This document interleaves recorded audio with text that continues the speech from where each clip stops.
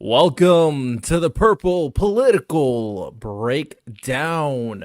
So, with that said, we kind of talked about quite a few things in terms of our issues with the overutilization of drugs, especially with the ones that we're referring to.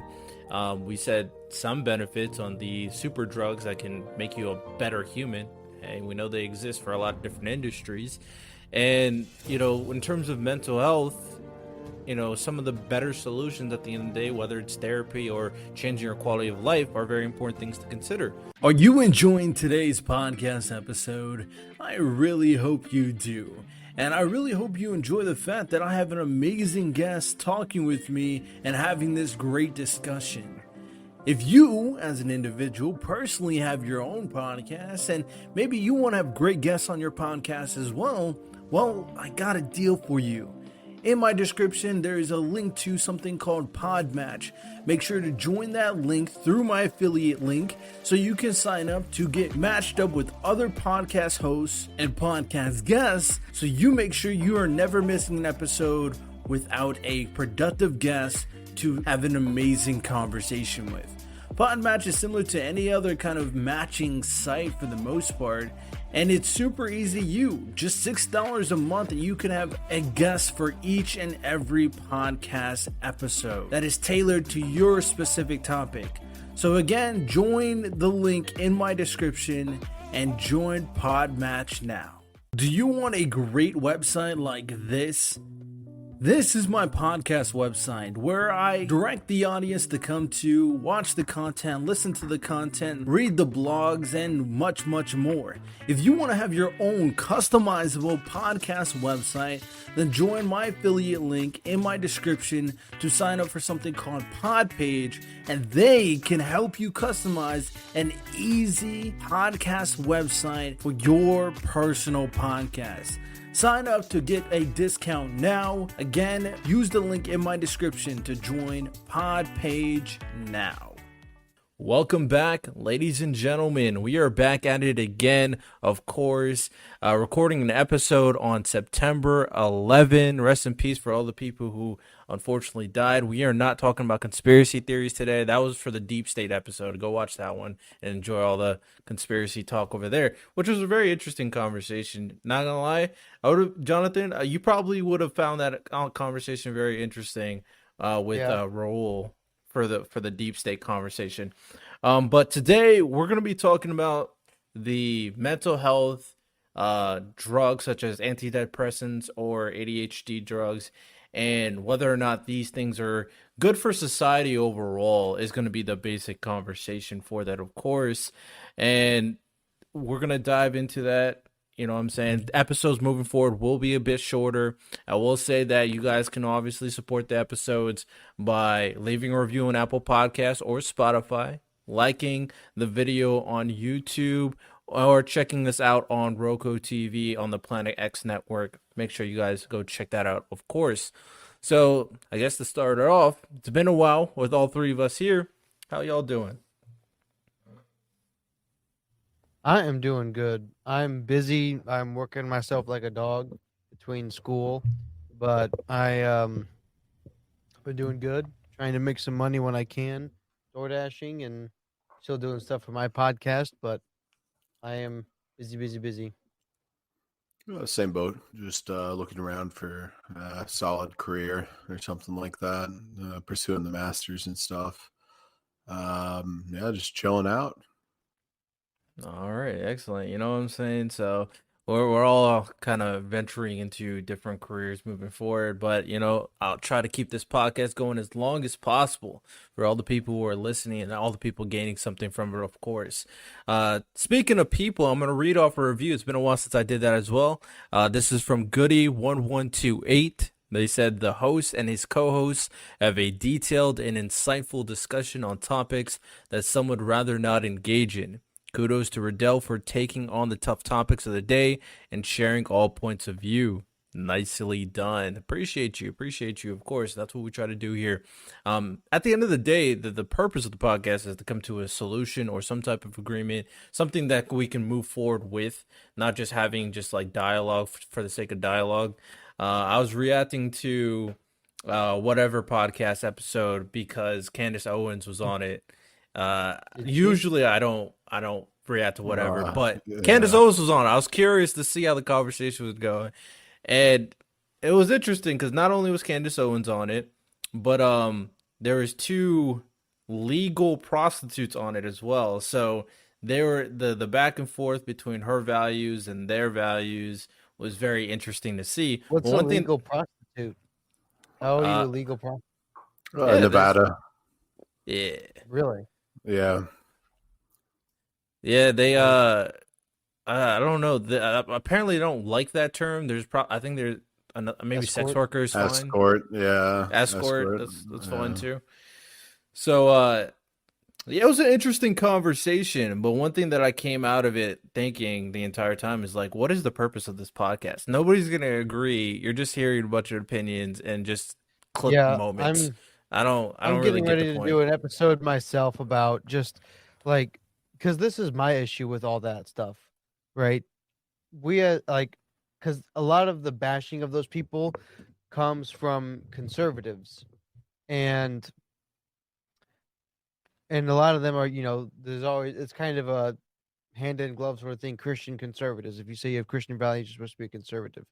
And there is no good that comes from just shaming these poor girls who are I mean, truly, they're not that bright.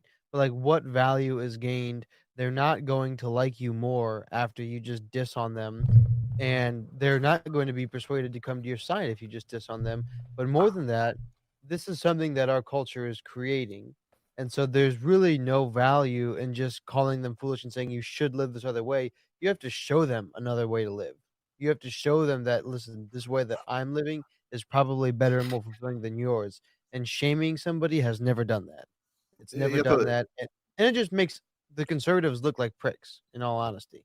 you have to present the opportunity, I think. Like, I kind of agree with Jonathan. But what I will say is that these two girls actually gave that absolute idiot Candace Owens a run for her money. It was, I'm sure, I don't know how you felt about it, Riddell, but you could definitely tell that pre-canned speech did not work with her.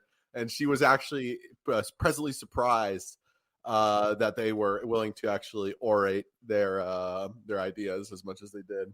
I would say there's, for the most part, I think they scrambled quite a bit, but there was Yeah. one moment where Candace Owens did struggle to answer the question, and I think it's the one that Destiny reacted to. I didn't watch the video, That's but right. it was That's the one I saw.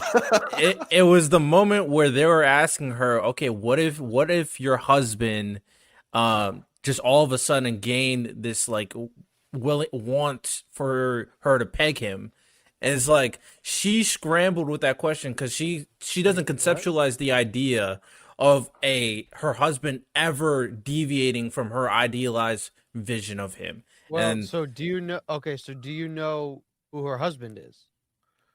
no, but that's not the point of the Okay, question, to kind of frame It's a him in a certain way. hypothetical. Yeah, it's a Yeah. hypothetical to kind of frame some, because their point was the sex workers' point was that there's a lot of guys, and I don't even agree with this, but this is the point they were making.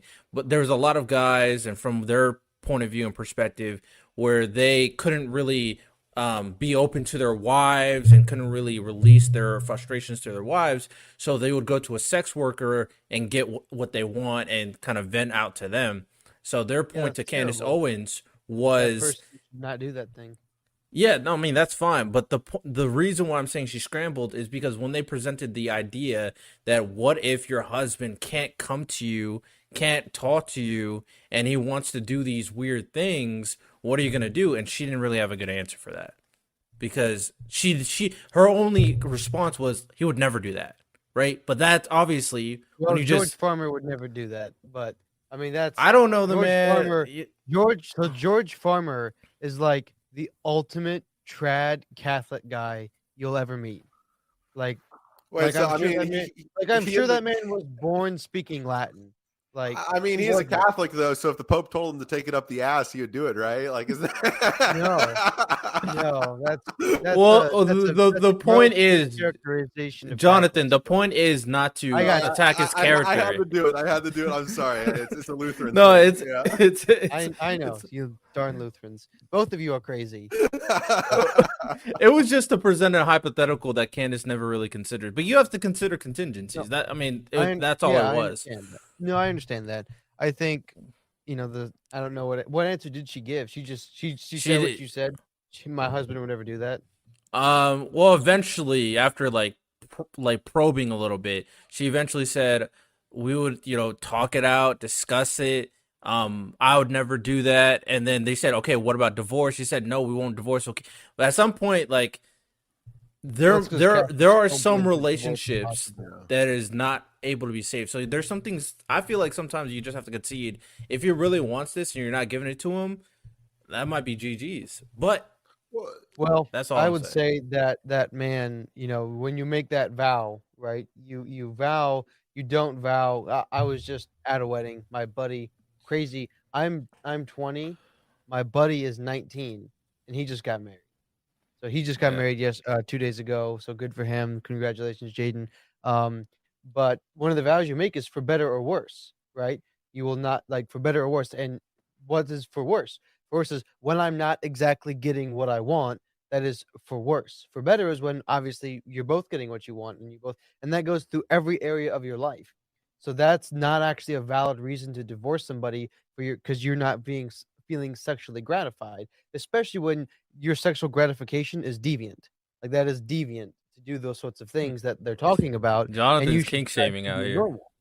Yeah, 100%. I will 100%.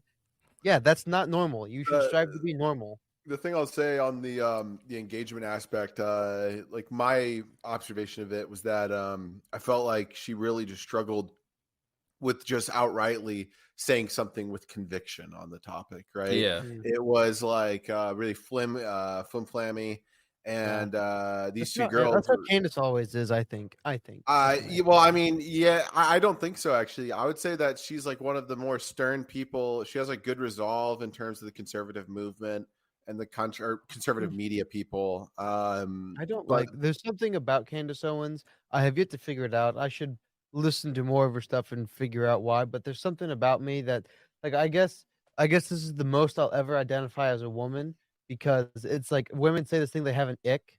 Like that's the thing, right? They have an ick about something. I just like I don't know. I just don't know what it is, and I gotta. I don't like. I feel like her like weakest thing is that like she's kind of like I see her like in the same like actually like 1-to-1 with Crowder in a lot of ways where the only liberals they actually engage with are deranged ones, and then they present that as the like that's what we are, right? Whereas like you have like I'll even like throw Michael Knowles a bone here, right? Because Michael Knowles debated Destiny. He's like shown his like strength on it. Oh, he did, right? Michael Knowles he did. Michael Knowles tries to debate a lot of people. Yeah. Ben Shapiro, I think, does a good job of like having a lot of people who disagree with him on any given subject, not just portraying all leftists as the same. No, for sure. Yeah, like the thing is like I kind of have a lot of respect for these guys that acknowledge that first off, like the bare minimum is that there's such thing as great liberal thinkers, right? Like I think that's like the best quality test to tell if you're like a deranged conservative or if you're like a normal one. And I think that Crowder and I just forgot it, Owens both kind of fall into that category, as well as like I would even say with Crowder, like he falls into hackery, right? Like just very unsincere. Yeah. And Stephen Crowder is an absolute tragedy. He fell his wife. Fell off a cliff, bro. It's so bad. It's disgusting, right? Yeah, disgusting is the word for it. And because he can, because I can't tell you how many times he goes, "Oh, we're Christians on the show," and then the next minute he'd be like spewing out f-bombs. It's like, well, man, I mean, far be it for me to judge somebody for using naughty language. I think that's not going to send you to hell by any stretch of the imagination. But if you're going to do in one breath say that you're a Christian, you should try to uphold Christian principles and use something called restraint and prudence. And he has none of it. Well, and he's funny though. Well, I actually wouldn't even say Well, that. before- He was funny. He was funny, but I mean, I like back in the day, I did initially enjoyed Change Your Mind. Then he just got really cringe. But let's step away from this conversation a little bit. Maybe we'll talk about the Daily Wire in depth in a Sure. different episode. But let's start off with some fair what you need to know. What is going on recently? We'll start off with not a political or insightful one, but it's kind of crazy that this happened. 70s show. Y'all know where I'm going with this? 70s show. Danny yeah. Masterson sentenced to 30 years in prison for rape. It's crazy. Ashton Kutcher and Mila Kunis was retracting a lot of their endorsement of him after kind of getting the conviction. So kind of crazy thing regarding that. You know what I'm saying? He's a scumbag. I can't help him out. The creators of ChatGPT are on a mission to produce the world's first artificial general intelligence while keeping it both open source and safe. So that's very interesting that they think that they plan to do. So we'll see how that kind of turns out. The G27 summit happened recently. Two of the big things that they discussed is obviously the stuff regarding the Ukraine and Russia conflict. And one thing that they did indicate now, apparently that was kind of different from before, is that one quote that was said was that they believe that states/countries should refrain from the threat or use of force to seek territorial acquisition. So it seems like people are making, or at the very least, some people. I think this. I don't remember which leader, but I think this came from the person who ran it, being India. So it seems like they're now taking a statement, even though Ukraine wasn't invited, and obviously Russia and China, Putin and why am I forgetting the Chinese president's name? G didn't show up, but they had delegates over there. They also talked about a little bit regarding climate change. They said that they plan to pursue and encourage efforts to triple renewable energy capacity globally through existing targets and policies. So that's basically all they talked about. They didn't really talk about anything else that's interesting, unless you guys can think of something. And last thing is apparently Biden's admin strikes deal with Iran to swap prisoners and release $6 billion in frozen Iranian did we funds. get another WNBA player? No, Dang no, it. they were wasn't worth spies it. this time. It wasn't Yeah. worth it. It wasn't worth it then. No, it was a good trade. Yeah. Yeah, I mean, apparently Iran wants that $6 billion. It's supposed to come from South Korea to Qatar without fear of violating U.S. sanctions, and Biden's administration said no. So, what do y'all think about that? What's going on? Unless, do you guys have other news? Of course. Well, yeah. So I have some other news. Recently, protesters broke into. I just forgot his name. It's Jonathan. Help me out here. Speaker of the House, Kevin McCarthy, right? Kevin McCarthy? Yeah, they broke into Kevin McCarthy's office in protest to get him to vote for upholding PEPFAR. It's AIDS research and AIDS assistance in the country to make sure people that have AIDS don't die, and furthermore to actually prevent it from spreading. There's a lot of skepticism within some conservatives, which is actually split issue. A lot of conservatives do believe that we should do more AIDS research, as was burgeoned in by the Bush administration with their war on AIDS in Africa. However, with some of the new resurgent or insurgent political elements in the Republican Party, we're starting to see some skepticism towards it, even skepticism towards AIDS research in the first place. Which I don't know. I don't know how you guys feel about that. As to the Iran thing, listen, American life is priceless, right? Like it comes, it's like said and done. And obviously, you know, I frown a little bit if we did actually cough up the money, right?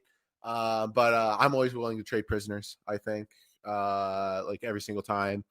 Even if it's like someone that's like Brittany Griner, who's like an absolute loser, right? Like it doesn't matter. Like her life is like worth like 1,000 Russians, right? So like 100%, like it doesn't matter. And I applaud the Biden administration for doing the trade. Yeah. I got no particular insight on this one. Like I said at the beginning, I've been busy. I haven't had a chance to look at the news in a while. Although I did I will say this. This is like the most current event I did find very interesting was the Burning Man rain thing. I don't know if you already talked about that, Oh but yeah. I thought it was funny. Um, I just find it kind of ironic that all of these billionaires and millionaires go out to the desert to worship a statue of a burning idol, and then they get flooded out. Like there's a story in the Biblical. Bible. Yeah. There's a story in the Bible. Uh, I hate to belabor, but where Elijah is contesting against the prophets of Baal to try to start a fire, and Elijah soaks his wood in water and like puts it essentially in a pond, his like altar, and then the Lord strikes it with lightning and sets it on fire immediately, and the prophets of Baal couldn't do it. And it's just like, all nature is but art unknown to thee, all chance structure which thou canst not see. I thought that was funny. Interesting. I, Um, oh, go ahead. well, just to be clear, I think I misspoke. So the trade did get cleared, is what you're saying. I mean, wait, did it? Like, it's not. I thought that you said it did, or did I I? said, Yeah. oh, I'm maybe I'm misinterpreting, but when it said strikes deal, I thought they were referring to them saying no to it. But we could, you know what? I'm gonna fact check. I'm gonna fact check. We're fact checking Strikes live. deal. Go ahead. Biden administration clears the way for prisoner swap in Iran. Lifts freeze on $6 billion in Iranian funds. 5 Americans in prison in Iran and 5 Iranian nationals detained in the United States will be released. The administration told Congress. It's a Okay. W. I mean, look, There we go. it sucks that Okay. we're giving them $6 billion, right? But like I said earlier, right? It doesn't matter. Like, and any, I say this to everybody, right? Any American who says otherwise is a thug. Like, I know that I fully expect my government to try to get me the fuck out of a country, even if I like did some really fucked up shit, right? Like that is, pardon the French there, but I really truly believe that our state has an obligation to the citizenry, so much so that there's an unconditional effort so that we are only tried in our justice system and not that of others. I think that's like a foundational principle of being a citizen in this country, something the government promises us. And no matter what, even if the person's like the biggest POS on the planet, right? It doesn't matter to me. Like it's just like I said, right? American life is without a doubt the most priceless thing within humanity, without a doubt. Yeah. All right, excellent. So before we get into our main topic, we got a deep or deeper question. We won't stick to this very long, but I thought it was a very. Sometimes I have like questions. I'm just inspired by whatever I'm viewing at that time, like, and a question pops up that's very deep in thought. Like, when you make the argument, how are you going to make the argument for or against this? Of course. So this is about marriage rights, right? So the question is marriage rights, gay marriage rights, incest marriage rights, marrying an animal, marrying a kid. How do you go up to a person and, other than like some moral or even, I mean, I'm willing to hear the religious version. How do you differentiate these So, situations to the point where you can say this is legal and illegal? How do you make so there's a these I think there's a different very easy way differences? to do this. And I won't even reference the Bible, right? So and this is more like a framework of how we can do this, right? Of how we can separate it. Right. Firstly, marriage is a particular thing, right? Marriage is not just the union of somebody, right? It's not just the union like any union, like right here, the union of me and my cup. I'm using this cup for a particular thing and I'm doing something with it. This thing is not marriage. Me and my best friend getting together and having a good time and going to play a game or going on a hike or something, that's a union of two people who are in fact bonded by love. Like love is a very weird word that we have that we don't use for we don't have as many words for love as there used to be. And so that Mm-hmm. that is also a bonding of love, but that's not marriage because marriage is a particular thing. And so now we can separate out the particular things and give them different rights based on their importance to society, right? If everything that we know, like say there's a fire of Alexandria 2.0, and like everything we thought we knew, like was burned to the ground, all the information we had, all of this stuff, and there was some sort of apocalypse that restarted the world. And we Right. couldn't go back and find out how things were. And we observed that the bonding of two particular people, a male and a female, tended to have the consequences of creating a new life so that our society can perpetuate into posterity. Would we not call that something different and place that in a higher position of honor than any other union of two people, than of two men or two women? Like, they can get together and they can have a union. It might be a little bit, you know, weird and strange because there's not like biological way that you're supposed to do that sort of thing. But if one union of people tended to procreate and tended to perpetuate society, would we not honor that something a little bit esteemed higher? All right. Before we do a little back and forth, Paul, how would you answer the question I asked? I think it's just like contingent upon harm. I think that all the basis of marriage has lost its meaning, and it is just effectively a civil union nowadays, and will remain as so. In reference to like people marrying animals, I think it's relatively unethical. I think that animals can't necessarily consent in terms of incest. I think that it's deplorable in a lot of ways. However, I guess like legally speaking, if it was to burgeon its way out, the number one thing I would just like request is like sterilization in that case for both individuals, as that form of harm reduction there. I don't think that if you like have incestual sex and you produce a kid, that kid's going to have a lot of issues. And I think that that's a somewhat criminal act to bring a child with so many ailments into the world knowingly, So yeah, that's probably the stipulations I would have for it. But it's all harm reduction for me. I think that's a very fair thing, regarding harm, or even referring to the overall purpose of people getting together. But I mean, even though, Jonathan, I technically do agree, because I think the purpose of humans should be creating kids and procreating and the cycle of life, all that stuff. I mean, that is not necessarily one-to-one in marriage nowadays in a lot of people's eyes, which would beg the question. But I indicated all these stipulations for a reason. Obviously, I agree in terms of harm, power dynamics, kids and adults, obvious no. Animals and adults, obvious no. But that's what the tricky one. What I was like, I forgot what I was doing. The tricky one is what Paul mentioned, is the incest, right? Because yes, we think it's unethical, we think it's immoral, you shouldn't do it, and we know that if you have a kid, what could happen is you can obviously have a kid with genetic deficiencies. But legally, if they maybe agreed to never have kids or get sterilized, how can we differentiate two consenting adults, even though they're related by blood, to stop getting married and make a good argument for it? And I think it is illegal, right? It's technically It is illegal. Yeah, it is currently. Yeah. In some states, I think Utah might be different. Yeah. Those Mormons, man. Oh, different. But yeah, I was thinking, like, how exactly do you make this and make an argument for this that's valid enough to differentiate itself squarely from gay marriage and Well, you obviously can. heterosexual Yeah, marriage? that's the thing. Like Destiny is the guy that like proved this, Well, right? so I Go ahead. I think there is. I think there is a way to do it From a secular world.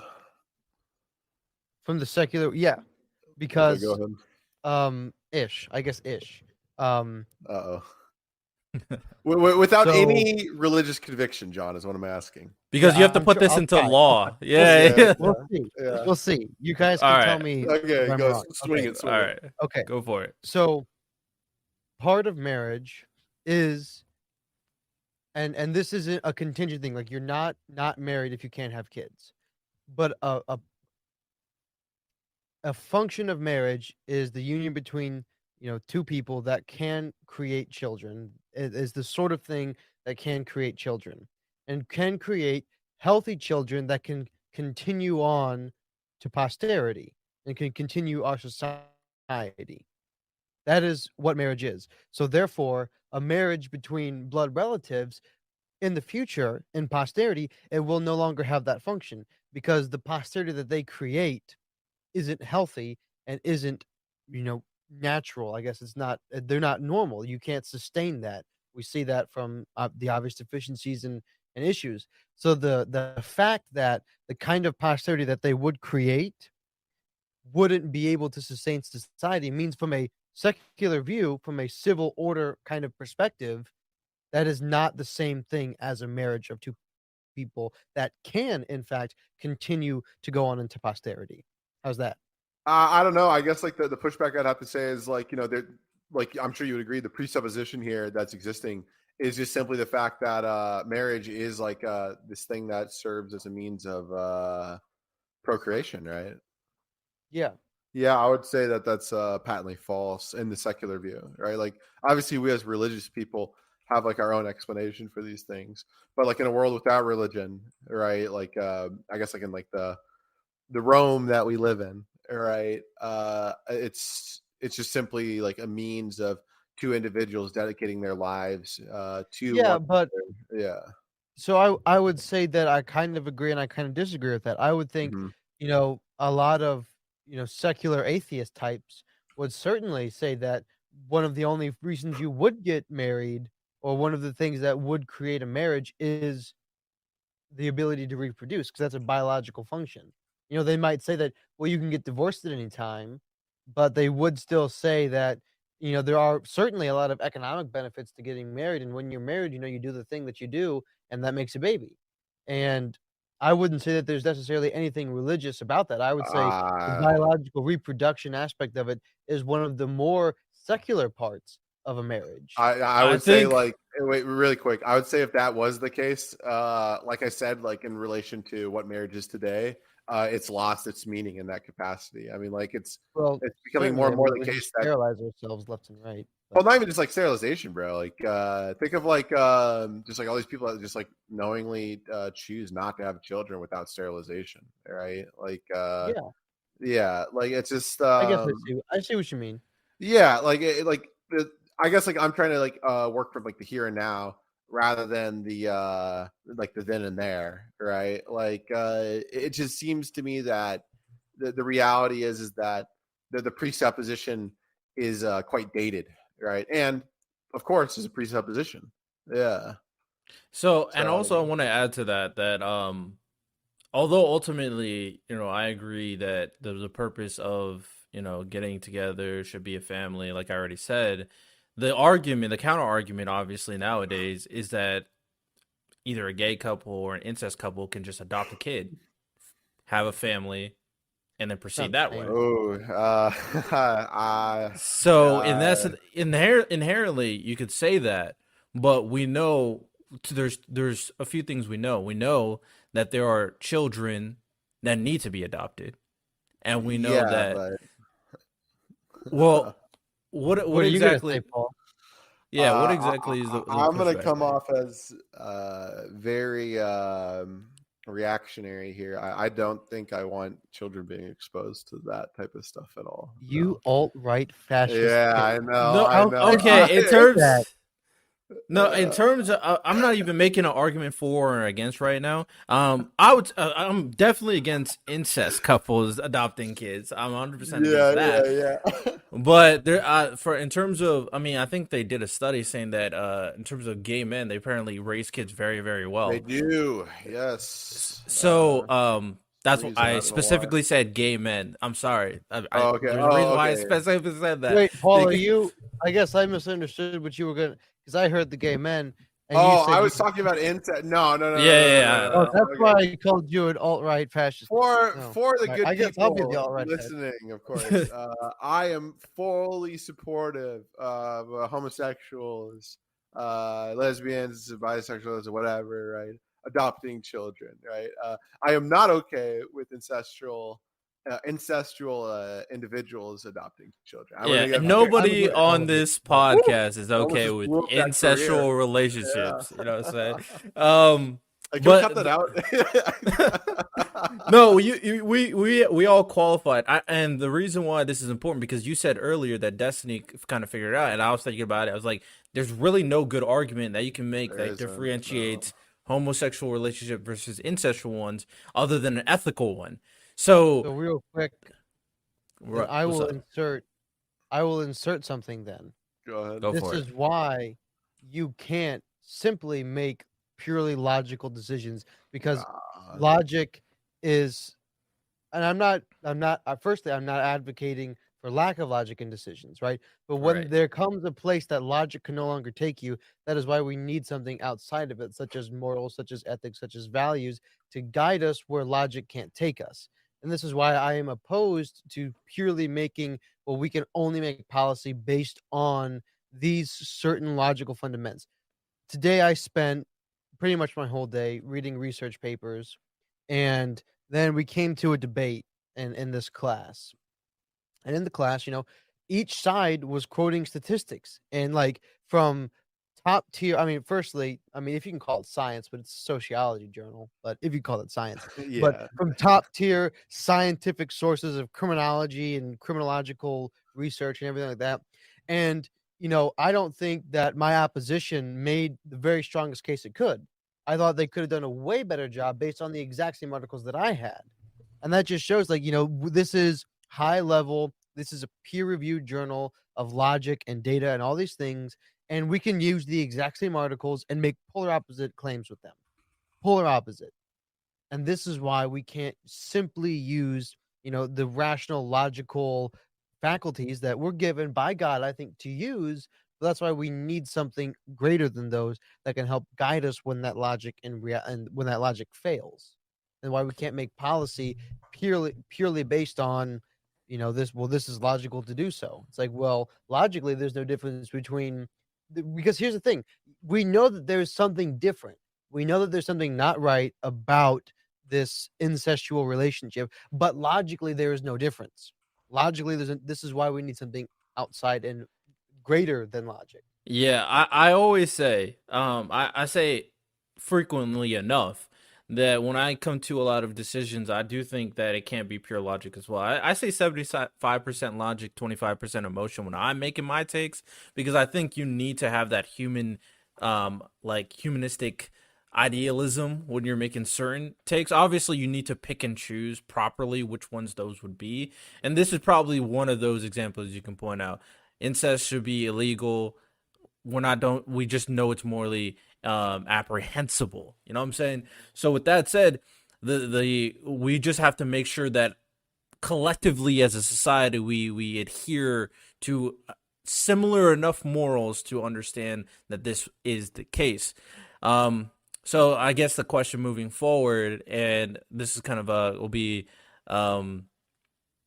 I forgot the wording for it, but a question moving forward is how much of the vocal minorities will continuously influence our moral structure moving forward, because we know, because of social media and because of individualized content, the moral structure in society, assuming it's being changed, reality I'm not as sure, but as time continuously goes on, I'm curious to see how this continuously changes moving forward, as we grow as a society. It's a big question, but at the very least, we know that incest is bad.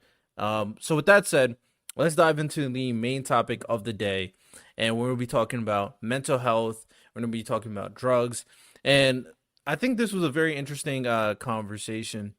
I was thinking about it in terms of ADHD and depression. And when it came to ADHD, I mean, I looked up like what are the causes of ADHD, and the assumption is like there's technically no research direct link between technology and the increase of ADHD, but I personally think it has a strong case. A lot of it is like more environmental factors or genetical factors as of right now, which they can kind of confirm. But it's interesting how people are, so willing to take ADHD medication for their kids. And in terms of depression, how people are so willing to take antidepressants for their depression in that particular state. And we know that these drugs, I mean, what they do is that they kind of try to rearrange your neurotransmitters to ensure that you have a better chemical balance in your brain, I guess, is the hope anyway. There's really no direct confirmation from what I've seen that this actually works, but I think it There is a sometimes it works. I think some people make the claim that it works enough. So I'm curious so to before we I dive into the have conversation, what y'all think. Go for it. I now that you say, I do have studies about that I can pull up and send you, about the fact. I think it was, sometime at the end of last year. It was a really big deal, and my uncle, who's a social worker and has worked in like the medical or mental health field for years and years and years, sent me all the articles. I'd have to go back and find them, about the fact that the whole idea that the chemical balance in the brain was completely debunked, and all the science that they were saying was really inconclusive at the best. But the FDA still pushed them through, and the pharma companies. Now I sound like the crazy conspiracy theorist. All the pharma companies, but the pharma companies, of course, were going to make millions and millions and millions, if not billions and billions and billions of dollars on this. So they said, just kind of goof up the studies a little bit, and so make it seem conclusive. But in reality, the people who claim, because obviously, right, people go on it and they feel better, but it's a placebo effect, is essentially what it is, because they found that there was statistically no difference between the effect of placebos given and the actual SSRIs given. Um, and so it's just placebo effect. And like, right, if the placebo is working, it's working, right? Like if you get better, you get better, and there's nothing about that. But it's not the SSRIs. It's not the actual, because then this is the problem. This is what the studies ultimately said, is we don't know what a chemically balanced brain looks like, right? Because if we scan all three of our brains, obviously mine's the smallest, and but everybody's, yeah, a little bit. Um, Everybody here is going to have a completely different neurological and chemical balance of brains, and all of our brains will be developed completely differently. And so, like, what's the right balance of chemicals? Like, there isn't one, and that's what the study showed. I mean, in reference to ADHD, as far as I know, those medications that are given are not classified as SSRIs. They're classified as like amphetamines, right? Like That's true too. wholesalely different. Sorry. I Yeah. went on a rant there that I was just wanting to No, say I get that. it. Yeah, But like I think there's an over medication problem for sure. All certainly. right, and I do think that as to if ADHD does exist and stuff like that, I'll tell you. Look, I have it and stuff, but maybe it's just restless young men at the same time. I think that's a likely scenario. I think, all of us here constantly bash the school system. I think it's a school system that is geared, for, it's based off of the Prussian model of schools from, the 1800s. That's just meant to create mindless drones, and it's very much geared towards young women. And because men and women are different, and we learn differently, and everything about us is different. And it's certainly a model of school that is ideal for women and young girls who can sit still all day. And then I think there's a bunch of young men that are restless, and they have very high energy, and they're constantly told to sit down, shut up, and learn. It's like, I'm not going to be able to do that just physiologically. And then they give them pills instead. Um, and I don't think that's a good solution. I do think that said, I'm not saying that ADHD is not a thing. I think there are certain people that certainly are on the more severe end of that attention deficit. Um, Yeah. and I'm not saying that wholesale ADHD is a fake thing that we just made up. I'm not saying that. But I'm saying it's certainly an overdiagnosed. And even my psychology professors would tell you that it's overdiagnosed, because in the most recent version of the DSM, they cut all of the requirements for ADHD in half. So, yeah, and I'll leave it at that. Yeah, ADHD and depression is such a I constantly think about it. Obviously, when I approach the conversation, I approached it definitely more personalized versus anything to start it off. Usually I don't do that, but I really think about it because when it comes to like brain function, although I think differently in terms of the hyperactivity or the depressive state of my brain, that inherently shouldn't be different whether regardless of how dumb or smart I should be. It should obviously be dependent based off what I've been through in life. And I would say from what I've been through in life, I would say a lot of people wouldn't be able to kind of be as clear-headed as me. And I'm thinking, personally, at the very least, that I don't really take medication. And this is also a caveat. Also caveat, just like what Jonathan says. I'm not saying depression doesn't exist. I don't think anybody in this podcast is saying depression doesn't exist. ADHD doesn't exist. We're saying it exists. But just like Paul said earlier, I also agree that there is a bit of an over-medication problem in America, thinking that just drugs will solve all your problems. And we can probably adhere that to other means of satisfaction as well. But overall, like I said, I don't really take medication. I've never taken ADHD pills. I've never taken depressive medication. I've never did any of that. I've never felt depressed, and I've never felt hyperactive enough where I couldn't focus. I would say even though with that said, I suck. Let me get this very clear. I suck at sitting down and just listening to a lecture or someone talking about. Back in when I was in AP Calculus in high school, I would fall asleep every class. Every single class. There's no way because it was so boring. I'm one of those people, like, if I don't care about the subject material, I'm just gone. Doze off immediately. Fell asleep. Now, if it's entertaining, and I do think this could be partly due to a teaching situation too, because my AP history teacher kept me much more engaged than my AP Calc. But to be fair, how engaged can you make calculus at the same time? I don't really know. But like, obviously, classes like politics and philosophy are much more engaged versus like when I took statistics in college. But suffice it to say, I did like statistics. Yeah, same boat.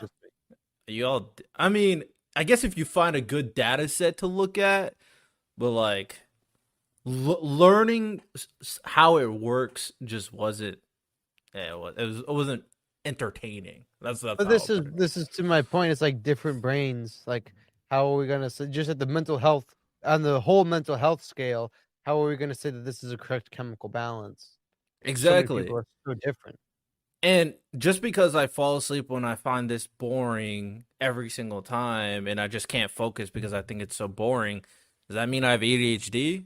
I don't think the solution immediately at that point is, okay, let me take ADHD medication. Or maybe I'm thinking, man, my life sucks today. Am I depressed? I don't even really know how thorough they diagnose depression. Do y'all know? Well, I mean, I know from having just taken a clinical psychology class just a couple months ago, when the new DSM, like for almost every mental health condition, they cut the requirements in half from previous. So they totally took the approach of we would rather overdiagnose than underdiagnose. Stop right there. Yes, this is a little mini ad. Don't skip. Don't skip. All I want to tell you right now is that at the end of the day, when it comes down to all the discussions I want to have, I want to be able to communicate with you, the audience. I want to be able to relay a message and receive a message from everyone and try to come up with these great solutions that I keep on talking about. So if you want to be part of the community, make sure you go to the website and sign up for not only the email list so you can get weekly emails from me for the podcast episode, informational sessions, all that great stuff, but also sign up to go on my Discord so you can be part of the discussions, debates on my live streams. So be sure to go to the website, www.purplepoliticalbreakdown.com, and go to the email list, sign up, and go to the Discord and join the server. Now back to the episode. But the problem with that approach was this, is right, just exactly what I just laid out. They overdiagnosed, but the prescription for it, they're not really doing talk therapy as much anymore. Instead, they're just giving people prescriptions. and the prescriptions don't really do a whole lot. And so placebo only works on so many people. That's why the doctor has a discretion to prescribe a placebo pill if he thinks that it'll work. But the fact of the matter is, if the placebo and the actual medicine have the same effectiveness rate, just whole cloth, then there's a lot of people that aren't going to be getting the help that they need, because not only are they not getting pills that really work, but they're also not getting the real benefit part of cognitive behavioral therapy. The only like therapy that is truly been scientifically shown to work. That's the problem with the overdiagnosis. How do y'all feel about Adderall? I'm fine with amphetamines. Like, I'm like a big advocate actually for amphetamines being prescribed more often. Yeah, there I are don't know like enough about it. there are little to the like. I mean, the negatives extend when you start taking them past 30, and there's like some associated like dental negatives. But I really like, maybe I'm just like an addict after taking them for so many years. But I'm a very big proponent for them. They are. I mean, it's like a wonder drug, like quite literally one of the most life changing substances that we have available currently for people to get. Like you see C students become A+ students with it. It's just something that's so incredible. The negatives with them for like causing depression and stuff like that are more so associated with that of like when we prescribe them to young people, like people under 15, which I don't believe we should do. But I think for like young adults, it's just amazing. Like really just goes out of the park with its advancements. Yeah. Paul, It's do you a happen to know? Go ahead. Uh, do you happen to know if there are like long-term studies from people who have been on um Amphetamines. Adderall or those amphetamines for like 20, 30 plus years? Yeah, their hearts blow out. Yeah. Yeah, Oh, that's okay. the that's the big issue. Oh, Yeah, that's what I didn't know. I don't know much yeah, about, I so mean, I was just it's legal to meth, me, right? Yeah, what was that's that? all. Sorry. It's legal meth. That's like the Yeah, entire like yeah, thing. that's Yeah, what I'm. It's just to me, I'm not. I think there's a fine line, and I think there's discretion that is involved.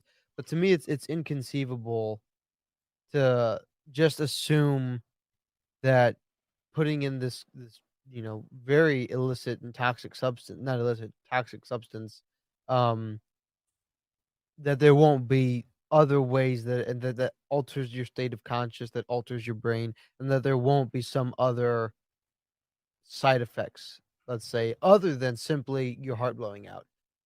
Obviously that's a physical, but I'm talking more. yeah. We You don't like know, people getting messed up in the head, right? there's Like yeah, that's what I'm saying. Like yeah. we don't really know. Um, like for instance, Well, there is with the mental stuff we do because we've had access to amphetamines since I think the 30s. sure, sure, Like the most notable example, of course, is the Nazis using it in combat, right? Like as well as like the U.S. Air Force using it for pilots. But as far as I know, a lot of the negative mental attributes to them, there are like some risk, I think, for development of schizophrenia, but it's relatively low, and it's only it just makes it more prevalent for those that already have the risk in general. sure, sure. Yeah. So that's all I gotta say on that. I agree, and I guess we have had it for a while, but Yeah. I'm gonna label me a crazy conspiracy theorist, I know, but I am weary of many studies, and the reason I'm weary is not because I believe that there's a conspiracy to fool us into thinking that, whatever. I have just for 4 years now, my dad is a professor, so pretty much my whole life, I've had access and been able to read studies. Mhm. And these are scientific peer-reviewed studies, and maybe this is also totally possible as well. This is totally possible that just sociologists suck, which is totally possible because they're sociologists. They're psychologists that couldn't get into psych school, but um, they're just baloney. Like all of the studies I've been reading for, and I'm in senior level, grad level courses, and they're having me read these studies, and I'm like, this thing is absolute bullcrap. It's bullcrap. And I'm probably just falling Wait, but into there's like a generalization bias. I'm there's a just problem here though, generalizing that. Jonathan. I need to interrupt. Yeah. You're being pick and choose with your studies that you have, right? Like earlier, Yeah. you made these like studies that corroborate like the Yes. negative effects, but now at the same time, for I am more than pharmacological ones, happy I am more than happy to cite statistics that back up my point of view and yeah, refute the ones that that's disagree with me. powerful. I I'm like it. more I like it. I Yeah. am more than happy to do that. I am more than happy to do it. If it sides with me, I'll cite it. If it's But not, I'll say it's bogus. in all But seriousness, though, right? Like you see the pitfall here, right? Like, no, and this was yeah, absolutely, I see, and this is what I was about to say, is it's more than possible that just sociology is just a fake science, and that's why all of their studies suck, yeah, and it's not the case for more legitimate hard sciences, because that's the problem with sociology. This is often called a soft science, which pretty much just means fake science, in my opinion, and that's all I have to say about that. But It's right definitely on. much that's harder total to possibility. do studies based off, um, human behavior and human interactions between one another, and to make sure that Especially you're criminal action. yeah. So I definitely it's always been tough, but it's always been interesting, obviously, because we want to understand humans as best as possible, and whether that's to understand them for the better or understand them for the worse, think about that for yourself, of course. But it's a very interesting conversation, because I do think there's something to be said to utilizing man-made drugs to increase human performance, because like Paul was talking about in terms of Adderall, or well, Oh now it's man, not legal, but back in the day, steroids, right? But they do use other things, what I'm saying, to help performance. So a lot of people in a lot of very, very, very particular professions, probably any entertainer probably uses one. We know that people in the porn industry use one. We know people, athletes use them. A lot of people use drugs to better their performance based off whatever they're doing. And when you're doing something continuously, maybe it's, these are things that is just beyond human capability. So you just got to rise to the occasion by using these said drugs. I do think that's a little bit different than using a drug to put you back on status quo, which is like yeah, to restart your mental state to how it's supposed to be, because like Jonathan said, we don't even know how that's supposed to be in the first place. We don't know what a proper chemically balanced brain is supposed to be working like. We don't even know if that even exists. So I think that is the tough part, is thinking that we're basically trying to make a normal human.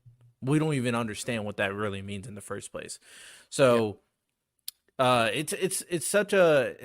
definitely a more interesting conversation behind that. And for me, at the very least, I definitely say, and back up to kind of what Jonathan said in terms of therapy, that the best way to approach these things, especially when you're trying to put yourself back on status quo, is obviously more than likely has to do with something in terms of quality of life, and kind of what external factors can help you put you back, what hobbies you can be, or what relationships you can make. And I would say, at the very least, to play devil's advocate, maybe some people can't do that. So at that point, should we adhere to, if they can't do that, they can't have the proper relationships, they can't meet the right people, are we saying, okay, I guess, take some drugs and hopefully you'll feel better? Do you think that's the best solution?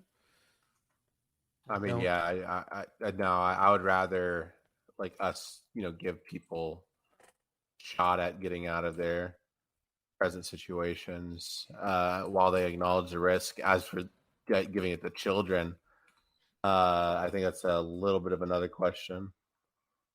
I mean, I'm a little bit skeptical of like parental choice already in a lot of ways. I feel Yeah. like I don't know, like after working with children and the like for a lot of my life, you come to really resent some parents because of the rationales they embrace in terms of the things they want for their kids. Yeah, like making their kids walk to school 3 miles away or something like that, where they're like prone to being hit by traffic because it's like good for them. It's like, and that's not even a severe example. That's the sad part. It's just like, I don't know. I feel like in terms of the medical stuff, I really don't think parents should necessarily, have that right to treat their child for that. But when they do become adults, I think that person should, be able to step up and say, hey, look, I think this is my decision to make. Yeah. Yeah, I totally understand what Paul's saying, 100%. But I'm not yet convinced that that is the best way. You said the best way.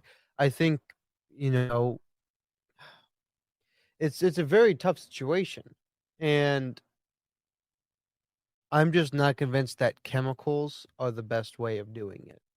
Um, I would lean towards. I'm a big advocate of like counseling, but unfortunately, right, when it comes to things like kids not being able to pay attention in school, I'm not sure that going home or going to somebody and talking about that is going to make them better able to pay attention in school. When it comes to things outside of school, and just like general quality of living, it's a tough thing to just say that the only way to take care of this is chemical alteration. I don't buy that. I think that there is a whole host of things that can do that better, um, if we take the time to really flesh those out. I don't have a list off the top of my head of what what's a better solution than that, but I'm thinking, there are groups and there are organizations that can help you match with your correct career. Like I went to a trade school, and one of the things they do is they give you aptitude tests. They give you like a whole day, like a whole 10-hour period. You go there, you take all of these different tests, and they test for what are you really good at doing. And then they can help you with that instead of just students staying in the education system that's very toxic and is not going to do that for them. Getting those kind of solutions, I think, is a better place to start. Yeah, I think we talked in nausea in terms of mental health. There are so much better ways to approach it, but obviously, in order to approach these things, whether you're saying therapy or it's a cultural shift on how you're living your life, these things are much more difficult, and it requires some type of innate innate living change that person would have to make Yeah, themselves in order and I to accomplish a yeah, better healthy mind at the very least, right? and So I think go ahead. one thing I'll concede, and this is it's a relatively valid argument, and this is something I'm sure that Paul would say, or at least agree with, and this is something that kind of sides with Paul's approach, is that it might not be economically feasible to do that for everybody. Yeah, no. Because there's just 400 million of us, or approaching 400 million of us in America, and that's who we're primarily concerned with as Americans, and it just might not be. And so, in all seriousness, Paul's approach might certainly be the most practical, but then I think that gets to the tyranny of practicality. But What I did. I hate hearing it, man. I don't believe in the tyranny of practicality stuff whatsoever. Okay, no great civilization has fallen to practicality whatsoever. Sure, there are issues that present themselves, but I don't think they're profound enough to I would warrant. say I understand, and Yeah, we don't have to hash this out now. sure. Yeah, Maybe a different day, but yeah, I for guess sure. another point to bring up, because I'm sure people who are listening or watching are thinking this to themselves. Okay, we know we're getting over medicated to try to put people back on the status quo, but we don't even know if it's even working. Why are they pushing it in their face? Some people would be asking, hey man, is Big Pharma doing this on purpose? Is Big Pharma Yes. I'm just Is Big Pharma, as Fimix says, a very big critic of Big Pharma, as we know. Uh, are they the ones that are doing this for profit versus doing this for the betterment of the people of the country? What we think? It's the former for sure. I mean, I don't think that, like, I'm sure that a lot of the lab techs, might like have like very strong convictions, right, in terms of like them helping the world.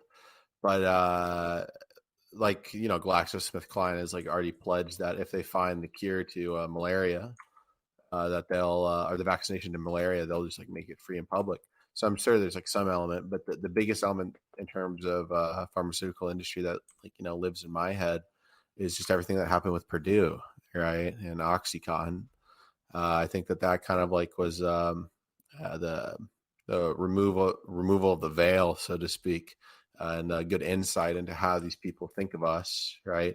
Which is, at the end of the day, like these things for treatment. Granted, this doesn't necessarily rule out the fact that we should take medication. We should, but they still do have Can a you process. explain the thing with Purdue they're referring to? Sure, yeah. Purdue Pharma released a drug called OxyContin that was used to treat pain symptoms for all sorts of different injuries and disabilities and the like. It was a opioid that had extremely strong effects, and it was advertised as being a non-addictive product. And as time went on, patients in the beginning stages of the release of the drug started having issues with the drug, and in the form of the pain still coming up because OxyContin was just too low a dose to like sufficiently cover someone through the rest of their day. So OxyContin came up with a new strategy to kind of create this terminology of breakthrough pain, which is kind of gave them the green light to release drugs at 100 to 150 milligrams of this opioid. How's it going, AMC? Just to like kind of like give you like some insight on the matter. The average, like I think morphine prescription was somewhere around 15 to 10, and that was considered quite a bit. And they were administering 15 to 17 times that to the American public. They also created these things called pain societies to corroborate their research by lobbying into the sciences as well as the federal government that their drug was pretty much like the most ethical thing to do and the right thing to do. So I guess like, to like lend some credence to what Jonathan's been saying, that this definitely does exist. There are interest groups at play that do want to make the top dollar off of us, right? And I think Purdue kind of did expose that quite a bit. The difference is that it just kind of comes in the form of federal regulation. Appreciate you hopping you on. That kind of like regulates these things. The reason why OxyContin got away with what it did was because of conservative lawmakers and their deregulation of the pharmaceutical industry as well as the Food and Drug Administration. I think that these things can be deterred, but the problem is that like, if we as a country continually just cut these programs that are built to protect us, they can be actively subverted like they did with the Food and Drug Administration, which got them the label to sell OxyContin. So yeah, there's a really good show about this on Hulu. It's called Dope Sick. It has Michael Keaton in it. It's incredible. I know Jonathan and I's communities were deeply affected by this crisis. Both the people of Florida, the people of Ohio, probably were the battlegrounds for the crisis. And it still claims around 50,000 Americans' lives every year. So yeah, it's a real big deal, and they got away with it. They paid a minor fine. None of their leadership was arrested whatsoever. It's probably the biggest travesty of justice in this country in terms of corporate politics, aside from the 2008 financial crisis. Yeah. It really highlights this very important thing in terms of and although we sometimes when people come on, when conservatives or Republicans come on and they go like big pharma's destroying the world or something like that, very apocalyptic kind of rhetoric, I push back at the very least, because I don't want this kind of overall idea. But in general, I've always been pretty honest how my opinions in terms of big pharma, if anyone asks me, that I'm not a big fan at the end of the day with this big company and their kind of control of drugs. And when it comes down to something like this, when you're trying to put yourself back in status quo for this, you do have to pay attention that what you're putting in your body, especially when they're drugs and not just normal food too, you know what I'm saying? But especially drugs, you got to pay attention to what you're putting in your body and just not assuming just because this, label, big corporation or, university kind of indicated that, oh, it's good because we said so. You got to do your own due diligence to make sure that you're not kind of negatively affecting you moving forward, or making sure that you're not just putting money in their pockets to something that won't even work in the first place. So these are very important things when it comes down to, taking these drugs, and especially if you think you are start getting reliant on these drugs and think this is the only way I can live a normal life is if I'm hooked on this, right? So these are very important things to consider. Jonathan, you want to add anything? No, you're not a big Pharma fan. I think you guys covered it pretty well.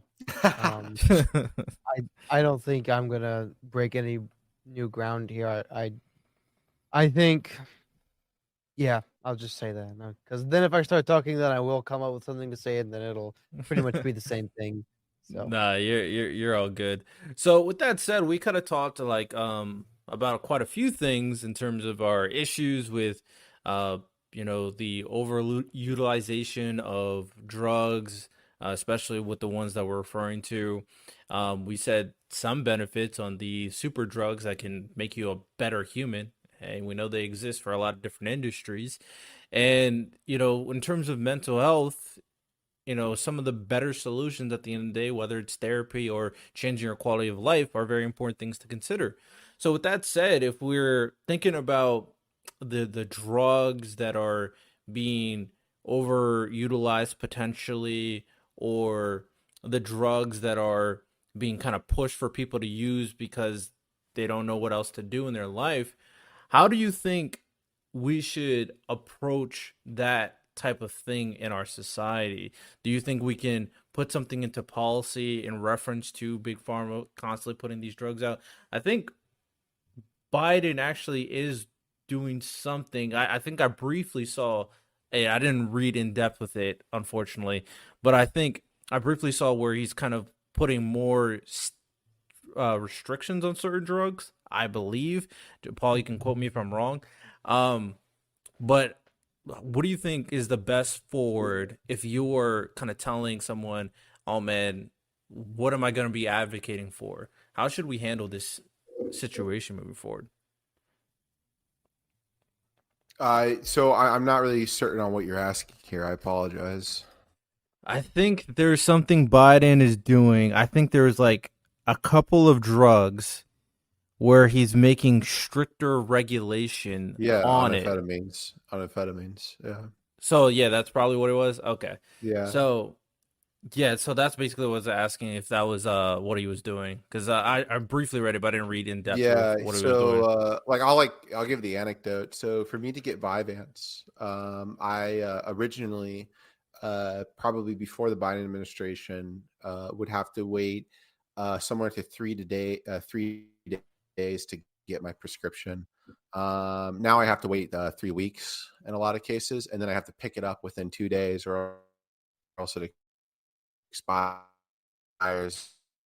because of the need of it, and it gets sent to someone else.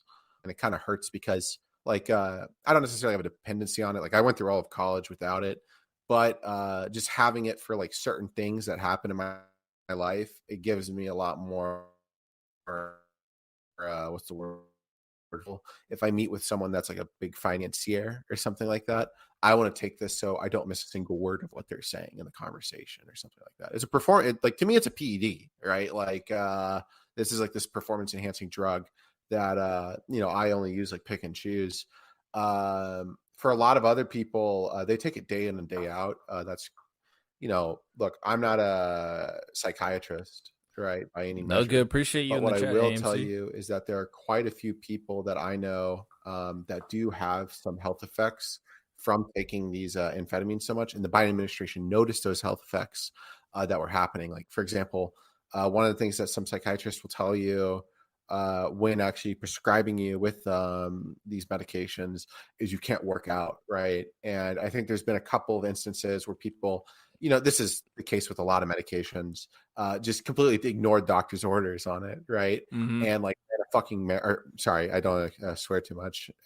Ran a marathon while on these things, right? Oh, Yeah, and you can expect the results, right? Like your heart blows up because remember what an amphetamine does is not only does it make you more focused, it gets that blood coursing, right? And that heart starts pumping in so much of it, right? That it can just completely destroy it. So yeah, like the Biden administration. that's what I think. There's.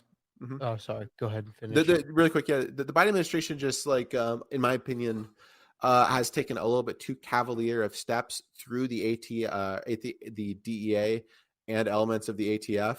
But I will say, look, I mean, if there are a lot of Americans making stupid decisions with it, right? It might be the time to do it. Granted, it does also impact. It's kind of like a really bad spot because on one side you have people that are kind of dependent upon it so they can either like function in society and the like, or the jobs that they have, or just to like get into these social situations that they need, right? But on the inverse as well, you also have these people that are like literally like blowing out their hearts, coughing up blood, having seizures. The biggest thing with Vyvanse is it can make you forget to drink water. Is like a big problem sometimes, or it can make you drink. Get to drink water. Yeah, I forgot what it is, but like for some people it gives dry mouth, and for others it actually wets the mouth so much so that people kind of start to forget to drink water. Yeah, I like that you bought the signal there. Yeah, on the same wavelength here. Yeah, but yeah. like for those listening, Jonathan took a swig right as soon as Yeah, I said just, that. exactly. Yeah.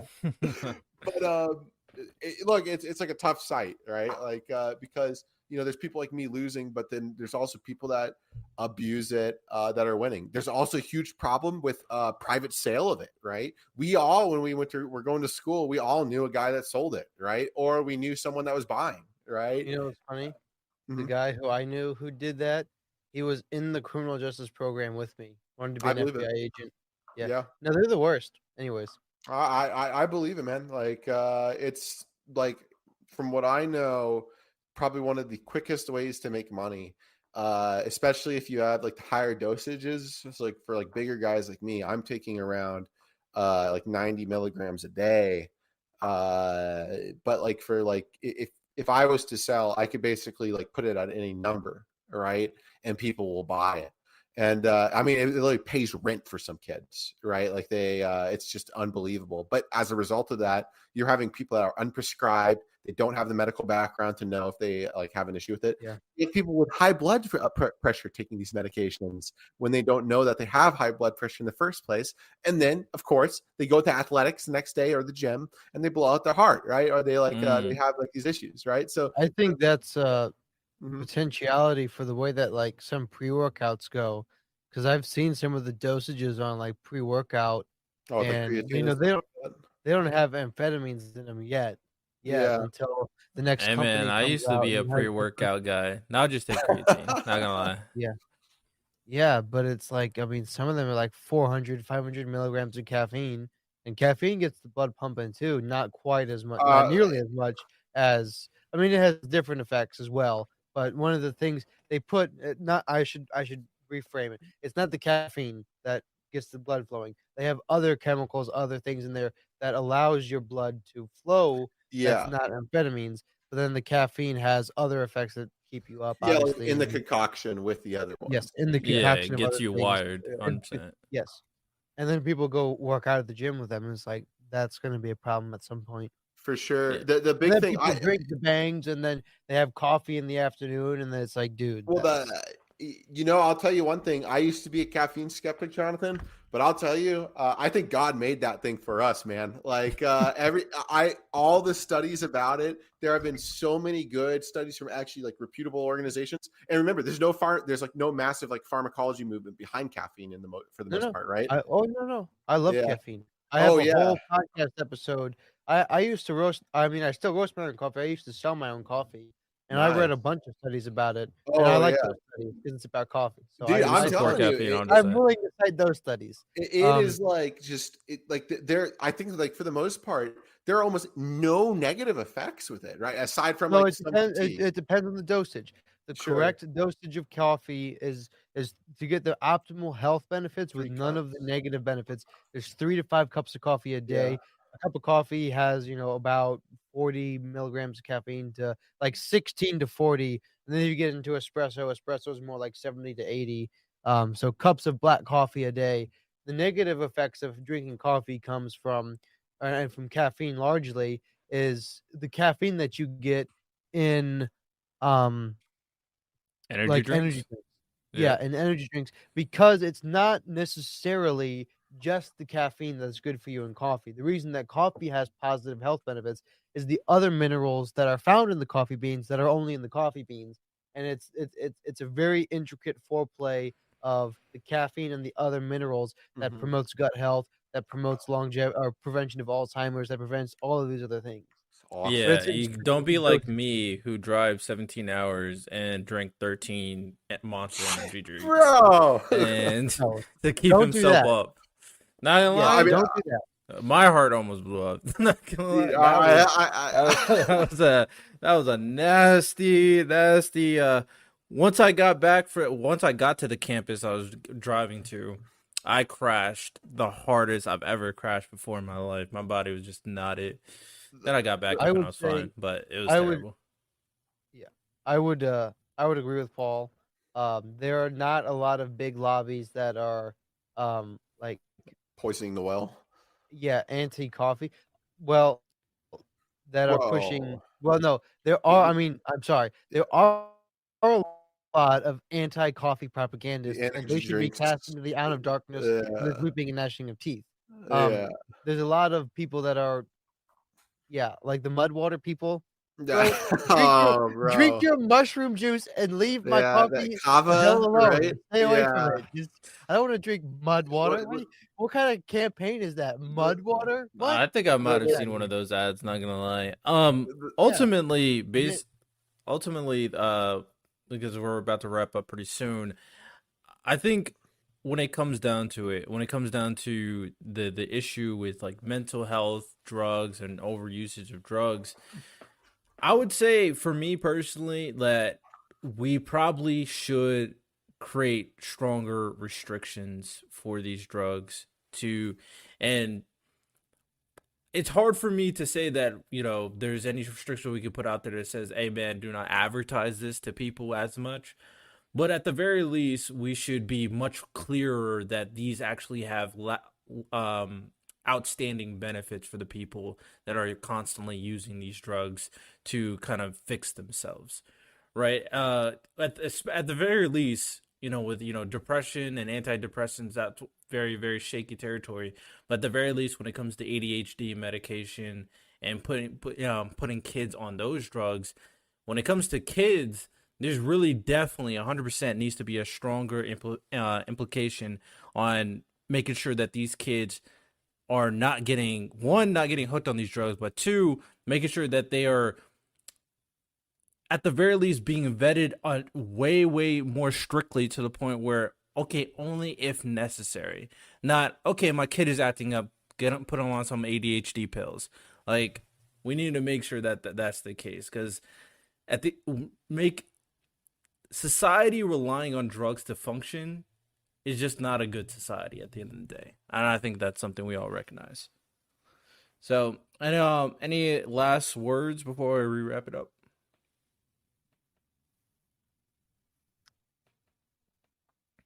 No? No, not nothing much for me, man. All right, excellent. So that is all we got for today. It's a very interesting conversation between mental health, drugs, the overuse of medication, to kind of put people back in action. One thing, if you're listening, make sure that use this as a last resort if you can. Do some self-reflection, do some behavioral therapy, do some therapy or counseling in general, and maybe with that kind of self-reflection on how you're living your life, you may be able to kind of function in society without these drugs to kind of crutch yourself on. So a little advice from us. We're not experts by any means, so don't blame us out here. But with that said, y'all have a good one. Rate the podcast 5 stars. Leave a review on Apple Podcasts. You can visit the website Blind Knowledge or Planet X Network to check out the podcast and all the great content. And if you want to start supporting the podcast moving forward as we continue to grow, continue to make waves, continue to come up with solutions that are always productive without political bias, because keep in mind, I'm right the middle. Jonathan's in the conservative. Paul is a lefty Democrat. With all that said, we can come and have these conversations. So these are very important things. Be an advocate, of course. Support it via Patreon. Y'all have a good one. Take care. And well, check it out, y'all. We got what you need. We're all living in apartments, condos, vans. Well, dude, even you can have a studio in a box. Yes, we can help you with that right here at Blind Knowledge. We work on your budget, and we figure out your measurements. We'll get you the best sound for the best price. Let me know, 877-237-1143 or at blindknowledge.com. Yep.